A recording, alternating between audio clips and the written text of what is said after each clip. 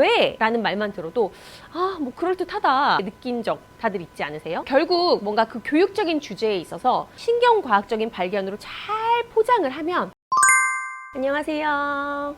이웃집 언니처럼 자녀 교육을 함께 고민하고 공부하는 이웃집 박사 언니입니다. 저는 fMRI, fNurse, 아이 트래킹 같은 신경 생리학적 장비를 사용해서 학습에 대해서 연구하고 있는 딸 아들맘이에요. 요즘 사람들 사이에서 뇌과학에 대한 관심이 부쩍 높아진 것 같아요. 아마도 우리의 생각, 감정, 행동이 어떻게 뇌의 작용에 의해서 결정되는지에 대한 그런 궁금증일 텐데요.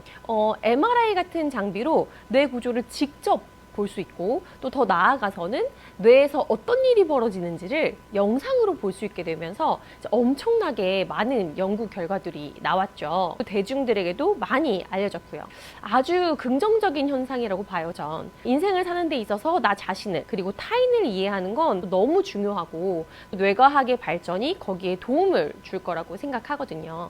하지만 우리가 여기서 주의해야 할 것이 있는데요. 바로 뇌과학의 유혹, Seduction of Neuroscience라는 거예요. 이건 뇌과학, 그러니까 신경과학적 설명이 너무 매력적이어서 때로는 과대평가되거나 오해를 불러일으킬 수 있다는 주장인데요. 그러니까 뇌라는 말만 들어도 뭐 그럴듯하다 그렇게 느낀 적 다들 있지 않으세요? 2008년에 예일대학교에서는 이 뇌과학의 유혹에 대한 실험을 했는데요. 초보자, 뇌과학 수업을 듣는 학생, 그리고 뇌과학 전문가 이 세 집단에게 심리 현상을 말해주고 그게 뇌과학적으로 이래서 그런 거야 라고 설명을 해줬어요. 그런데 이때 이 뇌과학적 설명이 아까 말한 심리 현상에 뭔가 딱히 논리적 타당성을 심어주지 않았는데도 이제 초보자나 뇌과학 수업을 들은 학생들은 이 설명이 더 좋다라고 한 거예요. 이제 특히 심리 현상을 좀 이상한 걸 말했는데도 뭔가 뇌과학적 설명을 같이 해주면 이거 좋은 내용 같다 라고 했다고 해요. 그러니까 누가 뭔가 이상한 소리를 하면서 이게 뇌과학적으로 이렇고 이래서 그런 거야 라고 말하면 사람들이 빠져들 가능성이 있다는 거죠. 특히 교육 분야에서 이 신경과학의 유혹에 잘 빠지게 되는데요.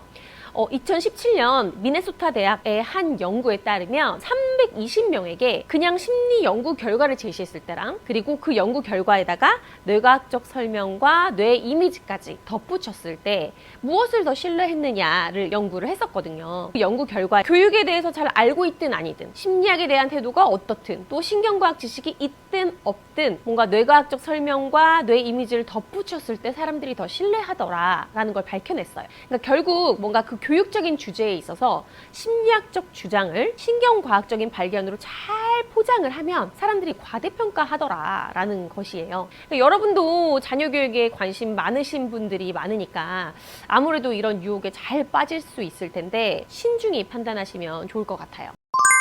그리고 대부분의 사람들이 믿고 있지만 과학적으로는 아니라고 밝혀진 뇌에 대한 근거 없는 속설, 뉴로미프도 알려드릴게요. 좌뇌형, 우뇌형이 대표적인 뇌에 대한 근거 없는 속설인데요. 왠지 뇌가 붙으니까 뭔가 더 믿을 만한 느낌을 주죠. 그래서 아직까지도 뭔가 교육 분야에서도 뭔가 좌뇌형, 우뇌형을 말하는 분들이 많이 있어요. 이제 보통 좌뇌형이랑 우뇌형을 구분을 할 때 질문지에 스스로 답변을 하거든요. 그러니까 내 자신이 나는 좀 더 논리적이고 뭔가 분석적으로 접근한다 라고 생각을 하면 질문지에 좌뇌형에 가깝게 대답을 할 것이고 또 자기 자신이 내가 좀 더 창의적이고 좀 더 감성적으로 접근한다 라고 생각하면 질문지에 그렇게 대답을 하겠죠. 그래서 여러분들이 판단하실 때는 얘가 좌뇌를 더 많이 쓴다, 얘가 우뇌를 더 많이 쓴다 이렇게 판단하지 마시고 그냥 스스로를 판단할 때 나는 좀 더 논리적이라고 생각한다 또는 나는 좀 더 창의적이라고 생각한다 이렇게 생각하는구나 이렇게 판단하시는 게 좋겠습니다. 또 뇌 좀 공부한다는 분들이라면 많이 들어보셨을 그 삼위일체뇌 들어보셨죠?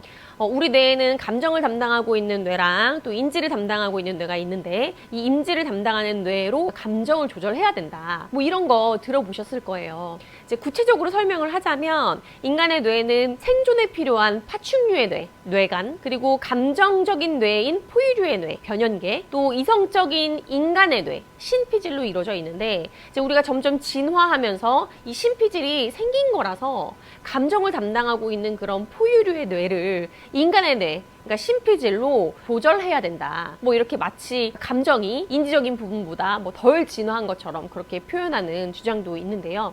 이것도 이제 많은 분들이 맞다고 생각하고 있지만 아니라는 게 밝혀졌죠. 뇌는 실제로 굉장히 복잡하고 또 서로 연결되어 있는데 이 삼위일체뇌는 너무 우리 뇌를 이제 단순화해놨고 실제로 뇌는 이렇게 딱딱딱 나눠져 있지도 않습니다.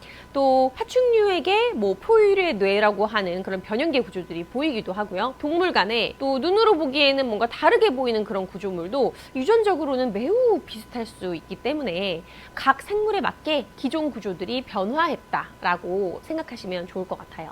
그리고 여러분, 다중지능도 많이 들어보셨죠? 아무래도 이제 지능이라는 말이 들어가니까 이것도 뭐 굉장히 뇌랑 관련이 있을 것 같고 또 뭐 음악지능은 뇌 뭐 여기 또 뭐 대인관계지능은 또 뇌 여기 뭐 이런 데에서 나올 것 같지만 그렇지 않습니다. 이제 뇌는 네트워크라고 보셔야 하고 뭔가 책장에서 책을 이렇게 꺼내는 것처럼 한 공간에 뭐 창의적 지능, 다른 공간에 논리적 지능 그러고 있지 않아요. 모든 신경세포는 이제 여러 가지 일을 할 수 있고요. 같은 동작이라도 이제 다른 신경세포 조합으로 이루어질 수 있어요. 그러니까 내가 손을 폈다가 접었다가 했을 때 이제 발화된 신경세포 조합이 있을 거잖아요. 그런데 다음번에 내가 또 손을 폈다가 접었을 때 무조건 아까와 같은 신경세포 조합으로 이루어지는 건 아닐 수 있다라는 겁니다. 이제 뇌라는 단어나 지능이라는 단어만 나온다고 해서 무조건 믿거나 그러면 안 된다는 거 아시겠죠?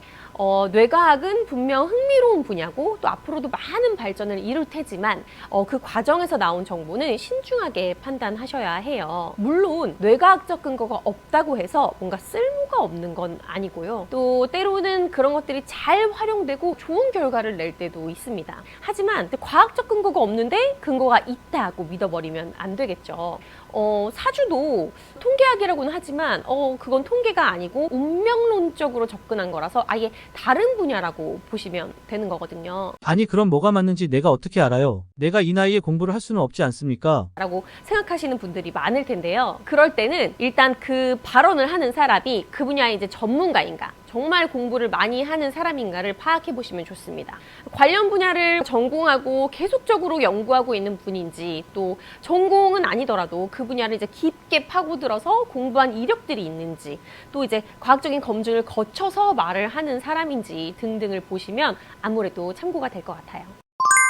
여러분, 자녀교육 정말 너무 어렵죠. 정답도 없고 말하는 건 쉽지 실천은 너무도 어렵고 또 내 자신의 밑바닥은 어디까지인가 맨날 그렇게 시험하는 순간순간들이 매번 찾아오고 그렇죠. 저도 마찬가지예요. 저도 이렇게 말은 잘할 수 있지만 저도 매일 밤마다 아이랑 씨름하고 말 안 들으면 화내고 그러다가 다음날 후회하고 뭐 연구 결과 다시 찾아보면서 다시 다잡고 그러고 있답니다. 자녀를 키우는 게 정말 힘든 일이지만 그래도 우리가 순간순간 성장하고 있는 그 아이들을 봤을 때 오는 그런 뿌듯함 또 충만함 이게 그 무엇과도 바꿀 수 없는 거잖아요. 그러니까 여러분 저와 같이 조금 더 힘내서 이제 하루하루를 잘 살아가면 또 금방 아이들이 자라 있을 거예요. 여러분들 힘내시고요. 제 영상이 도움이 되셨다면 좋아요, 구독, 알람 설정까지 부탁드려요. 안녕.